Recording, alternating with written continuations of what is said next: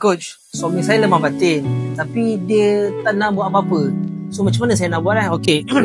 Yang pertama kan, Puan, first kali tu sangat important ialah discussion.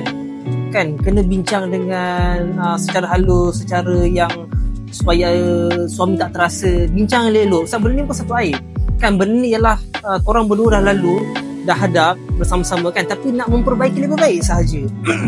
Kan suami pula kan, yang lelaki ada ego kan, tetapi untuk this particular thing kan, suami kena open juga, lapang dada, terbuka kan, cakap ya isteri kan, saya pun macam ni kan, abang baru gini-gini, dan isteri pun tak ada cakap tu lawa lemah, sikit lemah, itu je. Jangan provoke lelaki macam tu, tak bagus kan. Yang pertama kan, lelaki ni kita dah bekerja banyak, dah provide untuk keluarga, untuk isteri dengan anak, dah macam-macam fikir, so kita punya untuk dekat batin tu kita akan jadi lemah tanpa kita sedar kan, sebab terlalu fikir, terlalu struggle untuk provide isteri, anak, makan minum semua kan. Lepas tu dia ada masalah dekat bahagian batin. So jadinya, puan bincang elok dengan suami, dan si suami pula please open mind sikit kan, lapang dada, terbuka. Jangan rasa macam bini aku hentam aku ni, tak kan, sebab kita nak improve sama-sama. Betul dah Puan, kita nak improve sama-sama.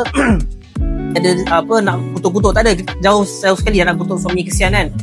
Kita nak improve untuk suami, dan kesian juga kepada Puan dan juga isteri-isteri kat luar sana yang ada masalah yang sama macam Puan hadap juga. Alright, so yang pertama tadi ialah berbincang elok dengan suami kan. Mungkin dah happy-happy, makan, minum, dah mandi, dah santai, dah relax. Ni tips bagi masa relax dulu, baru bincang perlahan, bincang elok. Jangan time suami tengah bising, tengah marah, time tu lah aku nak bincang. Memang salah time Itu yang pertama Yang kedua solusi dia ialah, daripada bincang dengan suami, mai sini, kita dekat duta ni, kita boleh bantu merawat khas yang batin lemah.